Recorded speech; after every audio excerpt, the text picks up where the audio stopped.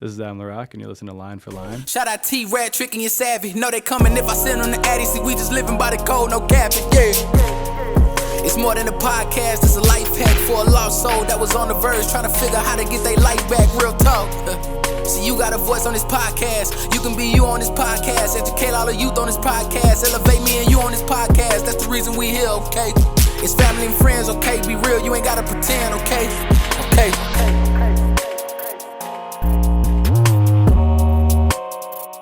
All right. And just like that, we're back in another episode of Line for Line. I have a very special guest in the building today. A pitcher, might I add. One of the top pitchers that I've ever had the chance to meet. I'll let you go ahead and introduce yourself to the world, sir. Hey, yeah, I'm Adam LaRock. Happy to be on the show. Thank you for being able to make this happen. I know I contacted you wanting to learn a little bit more about what you're doing here, and hopped on the opportunity to come here. Yes, sir. Yeah. So I noticed when you reached out to me, you said that you actually wanted to start a podcast yourself as well, too. Yeah. Just tell us a little bit about that, of how podcasts even crossed your mind. So I've always kind of just dabbled in, making like YouTube videos when I was younger, or kind of having really deep conversations with friends, and kind of wanted to mix those two a long time ago before podcasts were really big. I think podcasts has kind of shot up during the pandemic, like extremely, because they're still around. Like Joe Rogan was around. There's a lot of other people that were around. Yes, sir. But especially getting in that time, I was like, I have a lot of good friends. I love to meet people and learn their stories because everybody has similar yet different lives. It's crazy. Yes, sir. So I've always just wanted to kind of meet people and understand other people's lives to help understand my, like our reality here. It's just something that I've always kind of drawn to. And now that I'm starting to get a little bit more equipment here and there, I think once I'm out of baseball, or once I'm out of college, I should say, I don't know when I'm going to be out of baseball. Once I'm out of college, I'm going to start doing that a little bit more. Have some more free time, I'll do that. Do you think it'll be possible that a small-time guy like me will be able to come on your show once you get started? Of course, yeah. You'll probably be my first guest. Let's go. So just tell us a little bit about you, where you grew up. Excuse me, I can't talk for some reason today. No, you're good. I'm from Eau Claire, Wisconsin. I don't know if you've ever been up there. I definitely It's around have. the west side, yeah, right, kind of towards Minneapolis more. So, it's not a small town really, but it's a small town vibe. There's about like 65, 70,000 people there now, but it's getting bigger. But yeah, I grew up there, went to Eau Claire North, played all three sports in high school. Football, basketball. So football is probably like my favorite. That was my Quarterback? Yeah, so I played quarterback, and I think I have a few of the records there. I'm not sure still. Let's go. But it was kind of sad. So when my senior year, I got hurt. But ever since my last game that we won, I think it was like the third game of the year we won. The high school didn't win another game until this year. Oh my gosh! This Since year. you left, it's like 5 years. So that's what happens when you leave a team. Right? They don't. No, I'm just. I'm just. No, it was kind of sad to watch, but it was tough for a while. But yeah, I loved high school. Loved high school sports. All about it. I've always wanted to go back and coach high school. I got my degree in education, so I'm able to eventually, whenever that time comes, be able to go back and give back to that. Yes, sir. Yes, sir. So you play basketball as well, too, huh? I did play basketball. What position did you play for that? I was kind of just like a shooting guard, just guard type of guy. I like to shoot threes, but I love to jump. So like I didn't really care about scoring points. I just like to make things happen. I'd rather have like a good pass and a steal than like go down and make a layup or a jump shot. Yes, sir. And I was just like a menace on defense too. So like I knew my role. Like I wasn't going anywhere in basketball. I knew my role. There were shooters on the team. There were guys that can dunk on the team. That was one thing I tried to do too. I knew I couldn't. I mean, I could dunk if it was a right alley-oop, right ball. I could just get it above the rim and it's good like that. So like all my high school career playing basketball, all I wanted to do was try to get like a put-back dunk. I just wanted to have one cool thing. I never got to do it, but I've been close. Yes, sir. But it's just kind of a scrappy little player. I just love the team aspect of basketball, and I just love basketball too. So it's just another love of mine. So how'd you get into baseball? Did your dad play baseball? Maybe your brother? So that's another thing. So my brother and dad were football guys. Nice. Brother played football at Winona State.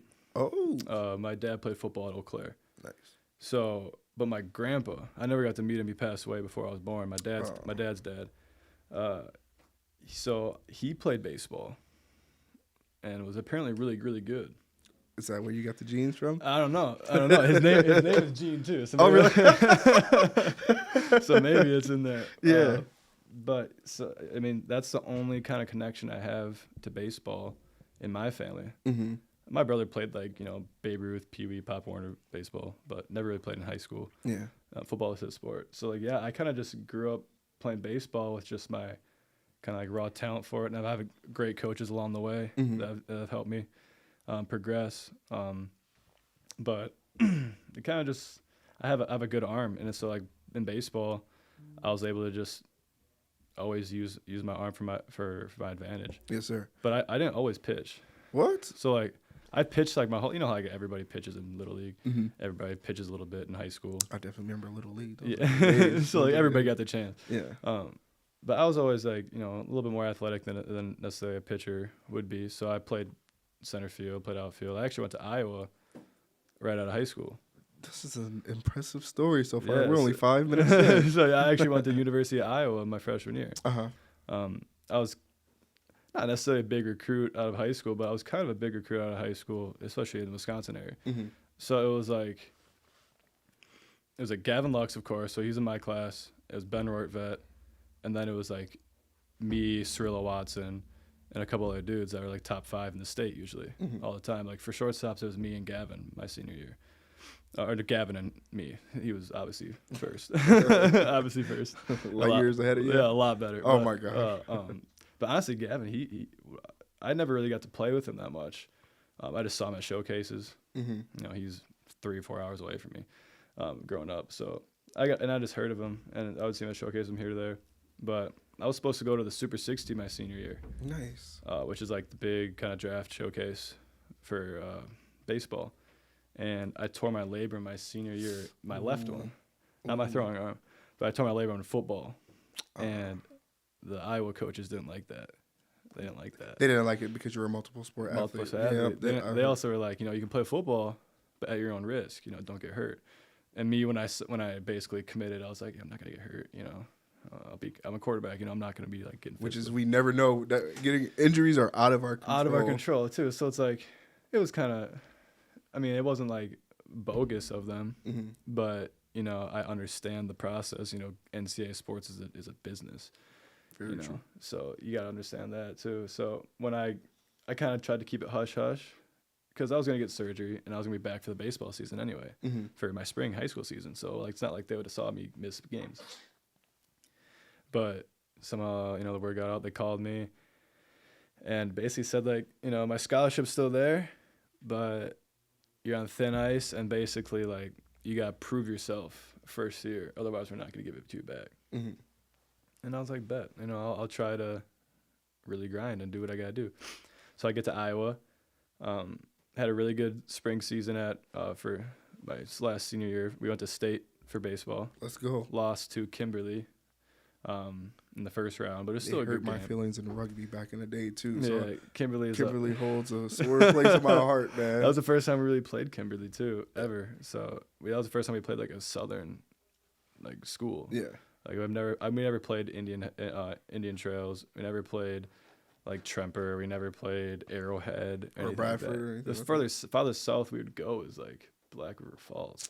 Yeah, that's far from us. Yeah, that's far from Kenosha. So unless we were going to the state championship, we were never really gonna play you guys. And that was our first legit team comp. So and that was a state tournament where Arrowhead had Ryan Schmidt. They had Jeff Holtz. Some big hitters. They had I think 5 or 6 D1 commits on their team, so they were stacked. That was a good state tournament though. But yeah, so after that, summer ball Legion did good. I get to Iowa, and it was kind of I didn't necessarily like the vibe when I got there. You think that when you go to a place, as a junior in high school, I went and visited. I actually visited them because I didn't want to go on we had to work a basketball camp on Saturday for high school. And I was like, I don't want to go to that. I'm going to go to this visit, So went on the visit and loved it, fell in love with it. They're they talk you up a lot, especially they get you in that room. They put down the scholarship on the table and they talk to you and they try to just sell it to you. They're like, you're gonna be our number one guy. It's gonna be this, that, and the other. And when you get there, it's completely different. Oh no. Yeah, it's a process, especially the higher up you get, the more so it is. But it's different for every coach. But me and the coach just didn't click. Not to speak bad on him, but we just didn't click. And then halfway through the year, he basically sat me down and said, we don't necessarily need you on the team anymore. And I was like, oh no. yeah, no. And it's kind of just like smacked me in the face. Like, you didn't think about that. I go there thinking I'm gonna be there for 4 years. Mm-hmm. I have this whole plan. And it was almost like a blessing in disguise that I left there. Yeah. Because I ended up going to Madison College. Nice. And playing baseball there under one of the best coaches, I think, in the country. Wisco. Mike Davenport. Yeah, Wisco. Yeah, so it was like junior college was perfect. It was right next to campus of UW-Madison. Mm-hmm. But it was in our own little corner in the I think it was east side of Madison is where we were. Yeah, so we were Division II JUCO, but we went to the World Series both years I was there. Let's go. We had studs on those teams. We have Logan Michaels, who's a catcher, went to Virginia. Shout out to him. That guy has a story. He was a walk-on to a JUCO, grinded 2 years, gets offer from Virginia without even the coaches looking at him. Just straight from the word of our coach. Be like, hey, trust me, this guy's legit. Goes to Virginia, has this huge, crazy story there. Gets the World Series, hits a home run in the World Series after not hitting a home run the whole season. This dude, and then he gets picked up by the Orioles. Let's go. This dude is just a grinder. So hopefully he's listening to this. Yeah, hopefully. Shout out to you, Logan, if you're out there. But we had Jack Egan, we had Nate Brown, guys that are coming from Mississippi State, coming from Florida. Just got back in the College World Series, but these guys are all from Wisconsin. Mm-hmm. Our whole team was based in Wisconsin. It was a bunch of D1 rejects from Wisconsin. Yeah. The Madison College team was, and we just grinded. I love the JUCO life. JUCO life is there's no rules. There's no rules. We could practice 3 weeks in a row without an off day. Yeah, and that happened a lot. What would you say that transition was like going from Iowa to Wisco? Honestly, I went in there with a pretty big head. But that was the thing. That's why it was a blessing and a curse why I went there. Because I kind of went in there, I was like, all right, I knew I was good and talented, but I felt like I didn't. At first, I felt like I didn't have to prove myself, which is very, very, which you're not supposed to do. But I was young. I was 18 at the time. I didn't know, and the coach there kind of just takes your ego and opens the trash bin and throws it in there. Oh my god! And he crushes you down and then builds you up as an actual person. It's so crazy how baseball and all sports is balanced. If you're not a good person, if you're not taking care of yourself outside of the field, how are you gonna expect that transition to positivity on the field? Oh. I mean, there are cases where it works for whoever it is, and people have that rarity. But I mean, I just think it's so important to have balance in your life. Yes, sir. And that's what JUCO kind of taught me, was to balance not just stuff on the outside of myself, my ego, but also schoolwork, and just getting to just being true to your word, being on time, all that kind of stuff. Just all that was drilled into me every single day. Yeah. And I could just I could talk for hours on the JUCO life. Now, if there was any story of a humbling experience that you did take from Iowa that you still use going forward in your everyday life, what would you say that would be? The biggest humbling experience there was probably getting actually looked down on by the senior class. So you go to a place and you're a freshman who's talented. There's all different kinds of talented people there. But the most humbling thing is every single person there is as good as you are, or better. And there's nothing's just given to you there.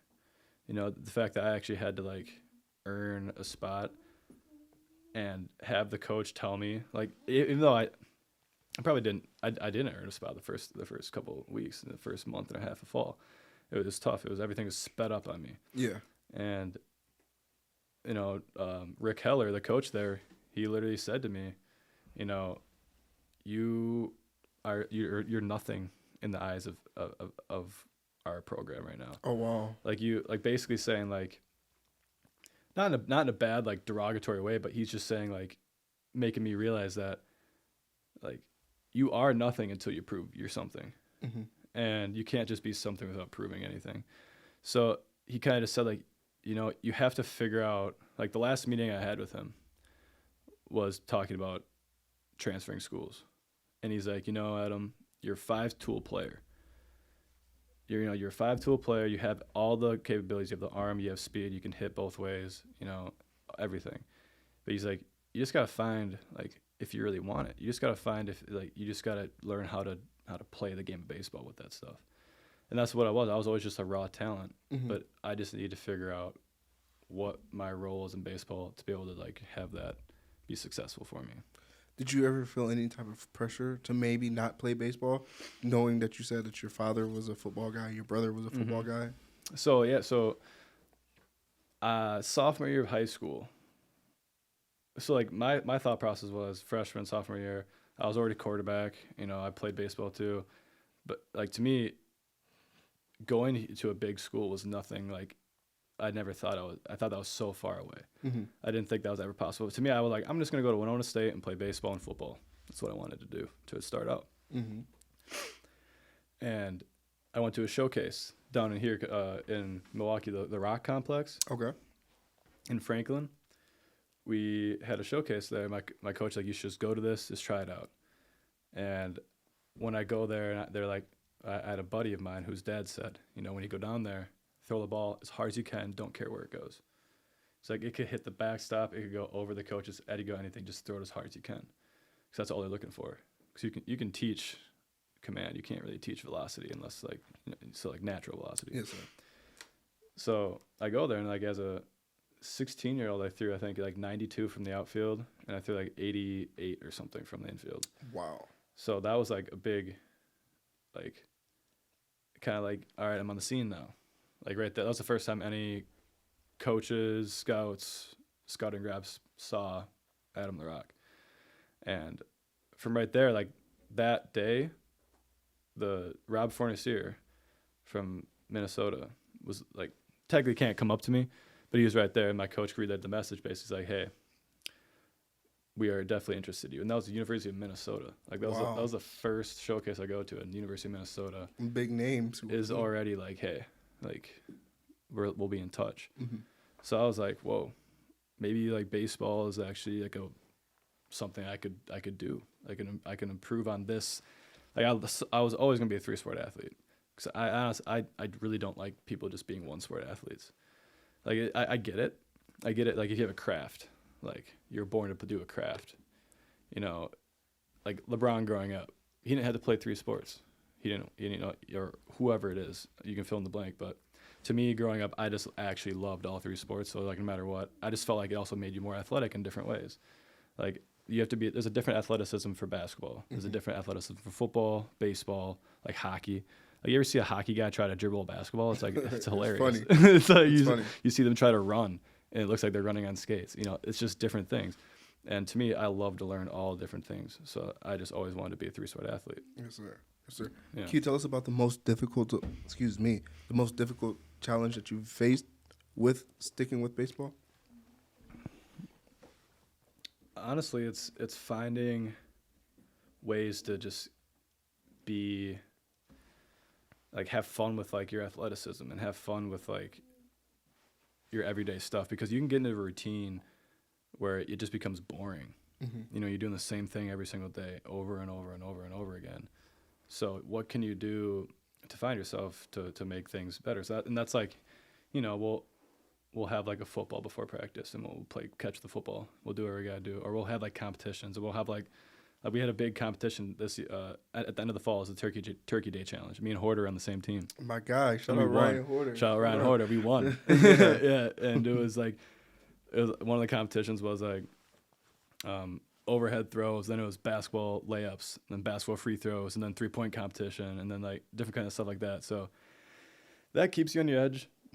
to like make it be not so much like just one thing, like over and over and over again, same routine. And again, a routine's important, but that's another thing for me. That's disc golf. Disc golf made me feel like, there's something else, like another hobby I can do that like makes me feel like athletic, but it's not gonna make me like get hurt. Mm-hmm. Like like we have a deadline at the end of the fall. Like nobody can play basketball after like a specific time. Oh wow! Because like you don't want it, like if let's say it's the early fall and you're playing basketball, let's say you bust your ankle up. You have time to get back and still be good for the fall. Mm-hmm.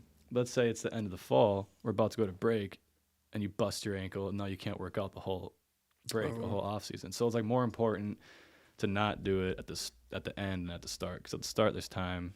Okay, yeah, ACL tear, that's different, but not many people are going that hard. If anything, they're just like playing pickup 21 or just something like that. But for disc golf, I did this when I was younger. So it was just like, show that to the camera as well, too, for the thumbnail. Yeah, this is a Ken Climo, 12-time world champion, Innova Star Wraith. So Innova is just another one of the brands. There's Discraft, there's Prodigy, all that kind of stuff. So yeah, disc golf was a big part of my life because where I grew up right next to my middle school, and there's a disc golf course at the middle school. Nice. Not like at the middle school. At the middle school. So it's like there's like a forest area behind the middle school. It's like, yeah, there's a disc golf course there. Must be a very nice area for a middle school. It was a very not well put together disc golf course. Like there was definitely no tee pads. It was just like all placed together throughout. But it was it was good though. It was a better than nothing, right? Better than nothing, yeah. And like we'll still go back there for a nostalgic round of disc golf. But yeah, so I would like, walking back from school at the end of the day, we'll play a couple holes. Yeah. Or I had to walk through there to go to high school lifting in the morning in the summer, and I'd walk back and me and my friends would just try to ace a hole over and over and over again or something like that. But I didn't know it was a competitive professional sport until like 3 years ago. Oh, wow. But it's been going on for so long. Like you go on YouTube and type in 1975 world champion disc golf. And it goes back to like 1975. And it's like, but they're playing with like big frisbees and like a bucket basically back then. But now it's $10 million contracts. What? Paul Macbeth, like he's like the LeBron or the Jordan of disc golf. I know what I'm going to tell my daughter to try her hand at now. No. And so like that blew up, especially during the pandemic too. It blew up because what was something you could do that would isolate yourself and you're outside and not to be indoors? Mm-hmm. Disc golf or golf. Like, so disc golf is a community thing. You don't have to pay for it, really. You go to a community park and just play. Mm-hmm. And especially with like baseball motion, like you're hitting or you're throwing, it's like the same motion as it's throwing a disc. It's like if you play football, baseball, hockey, tennis, like you're gonna have an advantage in disc golf. Yeah. And it's just something fun too. It's a competitive thing. Like all my old baseball buddies, like that's like what we do to hang out. We go play disc golf. Yes, and then we get on the competitive side too. So like I'll go to tournaments and compete in tournaments and get like a professional rating, and all that kind of stuff. Like you get paid for it if you win. And if you do good enough, you get sponsored. If you do get sponsored, you do good enough, you can go play on like pro tournaments and pro tours. And I know a couple people that are on tours. But it's like I'm so far from where they are. It's all a learning experience. And it's so funny too, because like you'll see some of the people that are like really good at disc golf, like the pros, like James Conrad, say, or something like that. You look at them and they don't look like they have an ounce of like athleticism or anything that would like picture them as like you are that. Like you look at a football player and they look at them without just regular clothes on, you'd be like, okay, you probably do something like that to do with like sports or something. But these guys, they're just these like tall, lanky, skinny guys, and they're just throwing discs like 600 feet, and it's insane. And they're making like 40-foot putts. That's awesome. And yeah, so it's just like so hard. That's another thing with baseball too. It's a failure sport. So if you like sports that like you're destined to fail, like golf or anything or something like that, it's just like such a competitive aspect to it where let's say I get down with a round and I did bad. It's like, like I'm actually mad. Like, you know, I want to go try to get better with it. But this is also just something that, you know, I can look back on and I can do it for like the rest of my life. You know, Yes, sir. Baseball's never a thing. And just relax with it too, right? Yeah, and you can go. It's like a relaxing thing too. So you just go out there on the course with some buddies and you just walk a course for 2 or 3 hours, hang out, listen to music. That's awesome. What can we expect next from you now? Because this is your senior year for baseball. This is my 6th year. 6th year, okay. That's pretty crazy. So, I was supposed to be done last year, but COVID. If you got affected by COVID, as in like you're on a team when it got canceled and everybody had to go home, you get an extra year of eligibility. Let's go. So I got an extra year of eligibility, and then so it was like a 50-50 between if I was going to come back because you know how it is, like scholarships get taken because technically not supposed to be on the team, and like, you know, they need scholarships for freshmen coming in, and there's not supposed to be this many people on the team because of COVID. So I totally understood that. And so my coach calls me in the summer and kind of have a good heart-to-heart conversation. And, you know, he's saying he wants me on the team. Like, he wants me there for just the team aspect and because, you know, I have talent that could help the team too. And after that conversation, it was very good. And I was like, you know what, okay, because I'm not going to want to sit back and regret me not going back for one more year.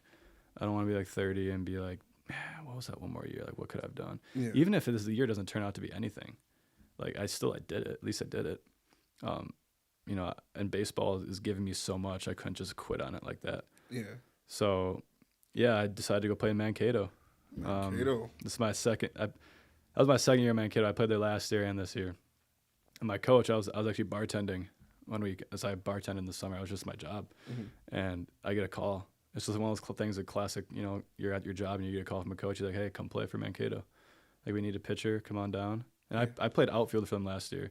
But this year, my coaches were kind of like, let's just see if you just transition to pitching to see if this is just going to work for you. And it actually did. And, like, you know, some of the video that I showed you, you know, it's just like it's natural, but it was still work to do. But going there gave me the opportunity to come back to Milwaukee. Yes, sir.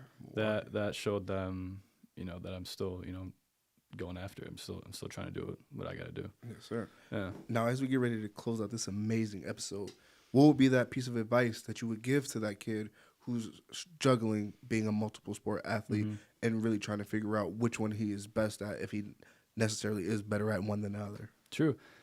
It's also just like trusting your gut and figuring out what you truly love, because I loved all sports, but I just had a deeper connection with baseball. You know, I might have been better at football, or I might have been better at a different sport, but you don't want to play a sport just because, you know, you're forced to. It's not going to turn out to be fun. Just like a job, you don't want to work for a job that you're forced to do. You want to do something you love. So find out what you want and what you love, and don't let other people try to persuade you otherwise, unless like it's people that you care about. You know, like, care about the opinions of people you care about. Like, don't worry about the opinions of other people. You know, there's a great quote by Will Smith. It's don't let people who do so little for you control so much of your minds, your feelings, and your emotions, because that's just a lot of our world today too. And, I felt that. You know, people are gonna want to tell you your opinion and gonna want to tell you how you should feel, and it's like, you know, you only got one life, man. So if you want to do something that you want to do, man, go for it. Yes, sir. And, you know, enjoy everything while you can too, especially three sport athlete people. Enjoy every single season. You know, you're not gonna.